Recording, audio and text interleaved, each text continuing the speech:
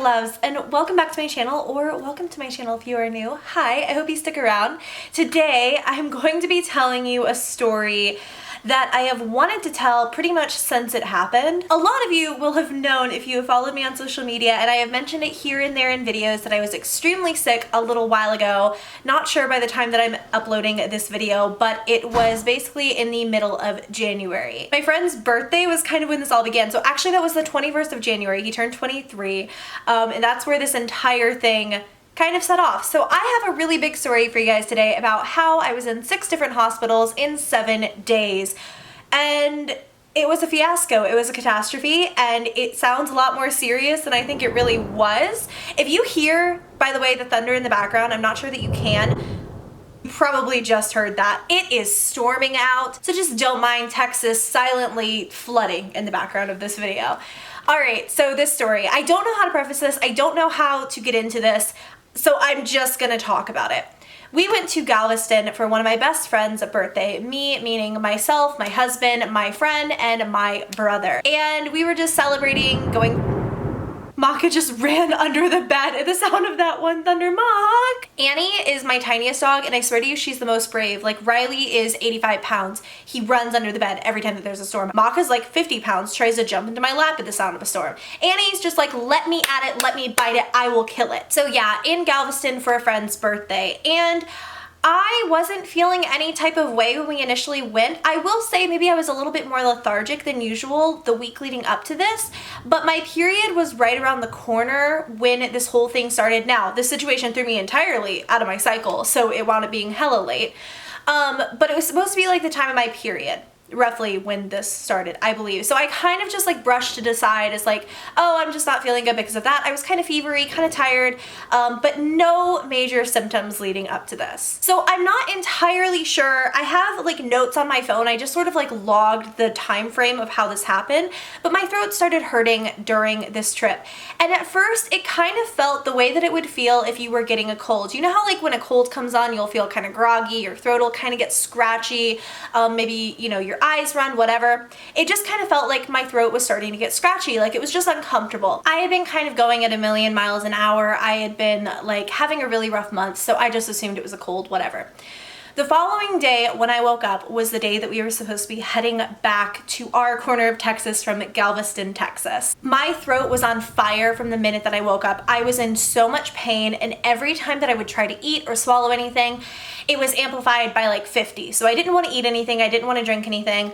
I was like, man, this feels like strep throat or something. Like it really, really, really hurt. So my friends and everyone that I was with, naturally being as amazing as they are, wound up stopping at the gas station for me so I could get like some cough drops, some like throat numbing stuff, you know the works. Keep in mind that my throat was the only thing that was wrong. I had no fever. I had everyone around me check like a million times.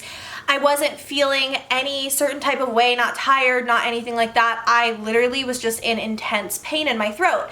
So we wound up stopping at a gas station. I wound up grabbing some cough drops, the kind that are really strong, and they have the like liquid in the middle so they numb your throat. I don't know what those are called. So I got those, and I also got some painkillers because that's how bad it was. And I'm not really someone to ever take painkillers, mostly because I feel like they should be reserved for things where I'm really in pain, like I really can't tolerate it. So that just kind of goes to tell you I was in a lot of pain. However, painkillers were taking the edge off for sure because, you know, I kind of was just not in intense pain anymore. Everything was slightly numbed from it. Like I was just taking extra strength Advil, or I don't even know. But like I was noticing that my cough drops really weren't doing anything because, you know, like they go down your throat, like they're supposed to numb it, whatever. They weren't doing anything. Like there was no relief whatsoever when I used cough drops. It just hurt more from like swallowing my own saliva while it was in my mouth. And I was like, that's really weird. But we headed home from Galveston. Everything was fine. I went to bed. I wound up like falling asleep on the couch watching TV. So I guess this is day like 2 3/4/3. I basically took a couch nap and I woke up on the couch and I was in so much pain, you guys. And I could feel that something was swollen in the back of my throat. And this is where my speech started being impaired. But this is when it went from pain to like pain. Like I cannot begin to express to you the way that it felt. And it didn't feel like anything I'd ever felt before because I've had strep throat. Like I've had colds and flus and all of that. And so I was just miserable, and I was miserable all day, and my best friend was home with me. I live with 3 people, in case you've ever wondered: my brother, Tyler, and my friend. And my friend was like, you need to go to a doctor, you need to go to a doctor, I'll drive you, like, let's go, something's not right here. Because I kept telling him, this is weird, like, nothing is working for this pain, nothing is making it go away. And after all day of fighting with him, because I hate going to the doctor, we wound up going to urgent care. So you can consider this hospital number 1. It was the urgent care sector of a hospital. So hospital numero uno. Went to urgent care, which, if you're not from the US or if you've never really heard that term before, essentially it's like you don't have time to make an appointment with your primary care physician, like whoever your family doctor is, you don't have time for that, but it's not serious enough for you to go to the emergency room, you feel? Wound up taking an hour and a half to get back, but when I did, the nurse immediately looked at my throat. You know, I like did all the vitals, like got weighed, got everything. They asked what was up, what I'd been experiencing. And after all of that, the nurse came back and looked at my throat. And the first thing that she said, there's a lot of pus on those tonsils. And I was like, what? Like, tonsils? Because that's immediately like what you think is, oh my God, tonsillitis. And I had that thought because it felt so swollen. Something I should really quickly mention was that at this point, and I should have said this earlier, I was getting an earache in my left ear, and it felt, all of the pain, I could only feel it on this side of my throat. I was not swollen or anything on this side. Every bit of pain was on the left side of my throat. And it might seem like that's a really narrow thing for you to be able to distinguish like left from right, but I promise you in this moment I could. And so, you know, she takes a look at my throat. We wind up swabbing for strep throat, which was so insanely painful because they had to touch the horribly, horribly inflamed area in my throat to swab basically for strep throat. Strep came back negative. So a doctor came in after a strep throat came out negative, because that was, you know, like they weren't gonna waste his time coming in there if it was just strep. They were just gonna give me drugs and send me on my merry way. So when it came in negative, the doctor came in, and literally I opened my mouth for 2 seconds and he was immediately like, okay, so we need to send you to the emergency room. And wouldn't clarify very much beyond that, immediately said that he thought that I had an abscess in the back of my throat on the left side, because my left tonsil was covered in like little pus jewels, is that how you say that? Apparently it was just really pussy and really gross and really infected and inflamed. And mind you, this happened in the span of like 3 days, literally. This is how fast that this went. So he tells me that he thinks that I have an abscess behind my left tonsil, that it's infected, and that it's so close to my airway that he wants me to go to the emergency room immediately because of how quickly it's progressed. Because, you know, a lot of swelling that close to your airway can be super duper dangerous. So we go from urgent care not to the emergency room in the same hospital, because he told us that they were totally swamped and we would be better off going to a hospital not that far away. So hospital number 2, we go to the emergency room. At this hospital, I get checked in and everything all over again, and they see me pretty quickly, and they do a CT scan on my throat. They wind up like injecting me with a dye and stuff like that. And what it turns out to be is exactly what that doctor at the urgent care thought, which was an abscess behind my left tonsil. And so their concerns really aligned with his, that okay, the swelling's in a really bad spot. I'm obviously stable and there's no real emergency right now, but like if we can't get the swelling to go down, obviously like that's my airway. And the swelling was all happening super close to my airway, so we need to get it under control. I have it in my notes that at this hospital I was given antibiotics and steroids. Steroids to treat the swelling, antibiotics obviously to start kicking whatever like infection that I had in the butt.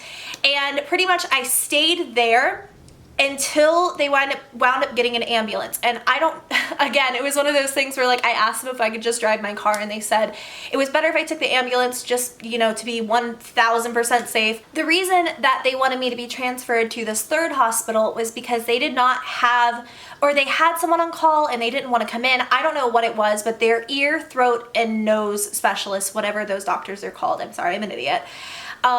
He wasn't in or whatever. To basically what they wanted to do was cut open the abscess, like go into my throat and cut open the abscess to drain it and get the infection completely cleaned out before the swelling and before the infection got any worse.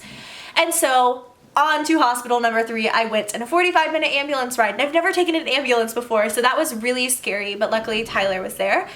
And so I was terrified the entire time, but they hooked me up to an IV in the ambulance. They kept me on antibiotics. I wasn't being flushed with any fluids just because at this point I hadn't eaten or drank that entire third day that I wasn't feeling well. So I hadn't had fluids or food or anything in so long, but the reason that they didn't want to like pump me full of fluids and keep me hydrated was because there was a very high possibility that I would have to have surgery. Nothing major, but obviously like cut open the abscess, you know, drain it out and everything. So yeah, I'm like thirsty, I'm hungry, I'm really tired, and I took a pretty nice nap in the ambulance after I kind of like calmed down, and we go on to hospital number 3. I get checked into hospital number 3, and to make an extremely long and annoying story short, it was like 2 in the morning at this point, maybe even later, maybe like 3 or 4. I really don't know. But the doctor who had pretty much said like, yeah, come on over, we can do this procedure quick, fast, and in a hurry at hospital number 3, which was 45 minutes from my home. We had to have my friend follow behind me in a car so that we could all go home from this hospital, because obviously like this was really far away from like our house or anything. And I wanted Tyler in the ambulance with me. So we go to this hospital, and the doctor who said that he would do the procedure then said, no, just come into my office at 8 a.m. tomorrow, or today rather, because it's like 3 or 4 in the morning. Again, it's really late when this is happening. We're too far away from home to make it worth our while to like go back and sleep and stuff, and they wanted to keep monitoring me anyways because once again the swelling was in a bad place, and the steroids had taken off a lot of the swelling. They were just being really careful, the hospitals that I was at. So at this hospital, again, I didn't wind up getting any fluids or anything like that. They just kept me on a steady stream of like an antibiotic IV bag. And my friend and Tyler and I all wound up sleeping at the hospital until about like 7:30ish in the morning. So this has been going on since I think I first went into the hospital at like 1 or 2 in the afternoon the day before. So this has been like, this is a thing. It has been going on for almost 24 hours by the time that 8 a.m. rolls around and we go to this nose, ear, and throat specialist private practice. He basically looks at the abscess, and luckily the swelling has gone down a lot. So my left tonsil is a lot less swollen than it was when I initially like started this whole thing. So he can actually really look at the abscess, see how infected it is. He injects me with like some numbing stuff in like that area, which if you've never had a needle, if you've never had someone go into your mouth, insert a needle into your throat, and then feel everything go numb, it's bizarre. It's truly bizarre, and it's a weird spot for it. I don't know, it felt so strange to me. So he winds up going back with like a needle first, and the numbing stuff didn't work. But I was so over it and I was so tired. I have a pretty high pain tolerance anyways. So when I could feel the needle and he was like, oh, do you feel that? I was like, nope, don't feel it. My mouth is open. So I'm like, because I just wanted it to be over with. He winds up doing the needle thing, and he only brings out a little bit of, I mean, this is gross, but he only brings out a little bit of pus in the needle. And he's like, okay, we probably caught this in the really early stages, but just to be safe, I'm gonna really quickly drain this, put you on some hardcore antibiotics, and give you some painkillers while you sort of like heal up. I was like, that's perfect, let's be done with this. And so, like I said, the numbing stuff really didn't work. So once again, somebody was in my throat, in the back of my throat, with a tiny little scalpel. It wasn't something where the second hospital said that they could have put me under if I wanted to, because they wound up doing a lot more of the infection. I said the second hospital, the sixth hospital. Oh my God, I can't even keep track. Let me just stay on one thing at a time. So we're just at a private practice right now, obviously. And he cuts it open, he kind of like drains it out, and sends me on my merry way. And I already feel so much better, because mostly what I was so uncomfortable with was the amount of swelling in the back of my throat, and like I couldn't swallow, I couldn't speak very well, and so the steroids had really taken care of a lot of that swelling. So I wound up going home hardcore crashing, like sleeping for, oh my God, so freaking long, and at like 5 p.m. that day I woke up, went and got my antibiotics, whatever. And so I thought this was completely and totally over with. The next day I felt pretty bad. And I thought to myself, okay, the steroids are wearing off. They warned me that the swelling might come back a little bit. I'm gonna keep kicking this infection's butt. Day 2, I'm feeling a little bit worse. back to not really eating or drinking because it was extremely uncomfortable. Only doing like soup and like coconut milk really helped to like coat the throat, and so I would have like that. But like thin liquids like water were so hard to put down, and I couldn't put down a lot of solid food, and I was really only eating and drinking when I had to like take my pills, because I didn't want to. It was actually really bad, and I'm not someone who likes taking painkillers, but I was taking the ones that he gave me pretty religiously. I mean, as often as it said, the bottle said it was safe to take them, because I was really, really in pain. This was not just like mild discomfort. In fact, it felt as bad as it had a few days before. But again, I really chalked it up to I'm healing, you know, the steroids were off, blah, blah, blah, because the steroids were given to me via IV. And so, day 3, I'm in even worse pain than I was right before I went to the hospital. So a 3-day span again. And I am a little bit worried because, you know, I'm taking hella antibiotics, like really, really big, chunky antibiotics twice a day. I am really reliant on my painkillers to even get me through the day. I can't talk again. I'm so swollen up. Like my tonsil has swollen back up to the point where like I sound ridiculous. And actually I have a little bit of Snapchat footage that I'll put in here in a minute where you can really hear just how bad it was. So it's back to that. And the night of day 3, so night 3, I woke up in the middle of the night, and it was like, you know, I'm asleep, and I wake up going, like gasping for air. And it wasn't a thing where I had a nightmare or anything like that, because I was gasping for air when I woke up, and it was getting hard to breathe. And that was something where they told me at the hospital, all 3 that I was at, like, if it gets hard to breathe, you have to come back in.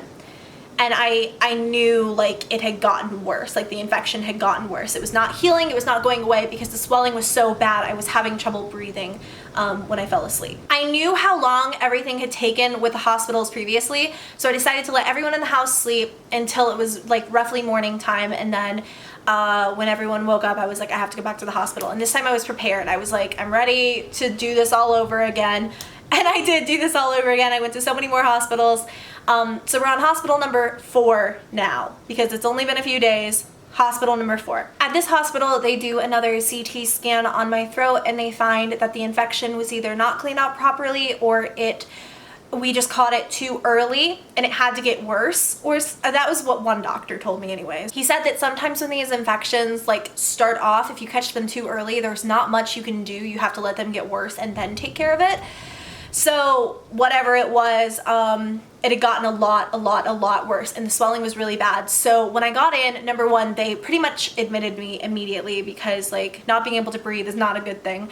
We got the swelling back down and under control with the steroids, so that there wasn't like my airway wasn't closing up or anything like that. Like not my airway, but like my tonsil wasn't swelling up to the point where like my airway would have, you know, been in danger. And at this hospital, even though it was kind of like, I mean, early in the day, I think, I feel like we were only there at like 11 a.m. I mean, by the time that I was checked in and everything like that, of course there was a little bit of a wait. There always is with emergency rooms. Hospital 3 that I went to, and the doctor on call would not come in and wanted me to come into his private practice. They sent us back to that hospital. So this was now hospital 5. Hospital 3, but also hospital 5, because it was my 5th hospital in a matter of a week. Lo and behold, we got admitted, you know, got checked in, everything, and the same nose, ear, and throat doctor would not come in and wanted to push it off. And like the problem here is that there really was a lot of danger with the swelling like around my airway. The fact that I had woken up gasping for air, they told me that meant, you know, like the swelling is affecting your breathing. And so he did not want to come in. I really don't understand how any of that works, or how a doctor on call can just be like, nah. But he wanted me to, again, come into his private practice. And the problem with that is that it's a whole other charge. You know, like, your health is obviously priceless, but you know, already I'm paying the co-pays on being admitted to the hospital, you know, the ambulance, there's all sorts of charges already. His private practice also had a copay on top of that, and they're not really cheap. I'm not gonna lie to you guys. And so we waited and we waited and we waited and we waited, and just waiting some more. Again, they will not pump me full of fluid. I haven't eaten or drank anything because they don't, you know, want anything to inhibit if I have to have surgery or anything like that. And so the doctor isn't coming in, the doctor isn't coming in, the doctor is coming in, now he's not coming in. Like, it was a whole fiasco.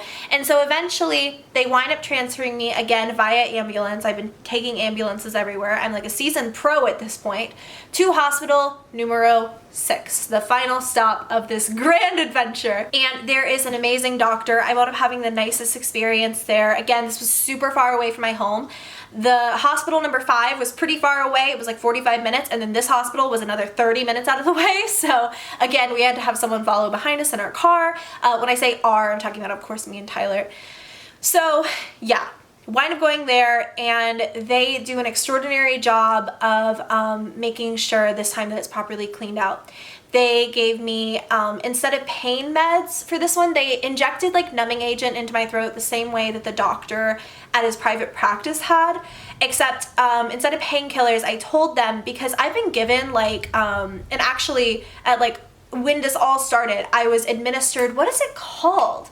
The really strong painkiller. What is that called? Morphine. I'm so dumb. Okay, they had given me morphine, and morphine for me takes the edge off for about 20 minutes. And number one, I get an insane stomach ache the second that they put it into my IV. Takes the edge off for like 20 seconds, and then it doesn't do anything from there. So I told them, instead of painkillers, that, you know, I felt like I could get really anxious while they were cleaning it out, because they weren't putting me to sleep, anything like that. So instead of crazy painkillers, they wound up giving me anxiety medication, just so I didn't like have a panic attack while they were in my throat. This is actually probably a pretty good time for that Snapchat footage, so I'm gonna go ahead and roll it right now so you guys can hear how I was talking, you know, how like out of it I was, everything like that. Hi guys, I can't talk very well right now. My throat is really swollen up, and I'm gonna have surgery for the second time in a few days. Second surgery in a few days on my throat. I have an abscess in the back of my throat right behind my left tonsil, and it's just been getting more and more painful, and the infection apparently was not clean all the way out. I'm in a lot of pain. I have an IV and this blood pressure thingy. Before they did the surgery, before they gave me anxiety meds and all of that, they did administer more steroids to greatly reduce the swelling, so that, again, the breathing thing was not a thing. And then this time they went in again, and I won't give the nitty gritty, but it was super painful. I could feel it when they went in with like the knife in the back of my throat to basically drain out the abscess behind my left tonsil. This time was a charm. By the time that all of this was said and done, it was 8 p.m. And that was the grand finale. 6 hospitals in a matter of a week because of an abscess behind my tonsil. And I was told several times that if it does come back, if it happens again, then I probably need to get my tonsils out. So that's something to be aware of. But all of the doctors said it was really strange, every single one that I talked to, that I wasn't sick beforehand, because it's strange that that area got infected, and I never had like strep. I never had anything like that. There was no bacteria to begin with. You know what I mean? Like, I wasn't sick with something before that happened, so they're not really sure why. So I just kind of have to be careful and keep an eye out for it. One of the doctors that I had did say the exact same thing happened to him. He had it twice and had to get his tonsils taken out. And I've heard it's so annoying when you're older to have your tonsils taken out. It takes a long time to heal. So I'm kind of nervous about that. But that was my kind of tale of why I was in the hospital for so long and on and off, because I talked about it absolutely freaking everywhere, and I wanted to give you guys a good explanation and a story time about it, because I feel like I was not obviously explaining things very well on my other social media. I had a massive bruise on my hand. It's gone now. It took so long to heal. At one of the hospitals, there was a nursing student who did my IV. Number one, she didn't even like try my arms or anything like that. She just immediately went for my hand vein, and she dug around in my hand so much that it bruised like crazy and didn't go away for like 2 weeks. It was really bad. But after that last final like surgery, quick little thing, they put me on insane antibiotics. I was taking 9 antibiotics a day to make sure that this didn't come back this time, and we really kicked it in the butt. So 9 a day, 3 with every meal, and it was insane. And I had painkillers, but this time when they drained it out, it was completely gone. I didn't swell back up. I wasn't in pain, anything like that, so I didn't wind up taking those. But yeah, it was it was a mess and I wanted to properly explain it and do a story time. So if you guys liked it and if you were interested, give me a thumbs up. Subscribe to my channel if you haven't already. I love you all so much and I will catch you in the next video. Bye.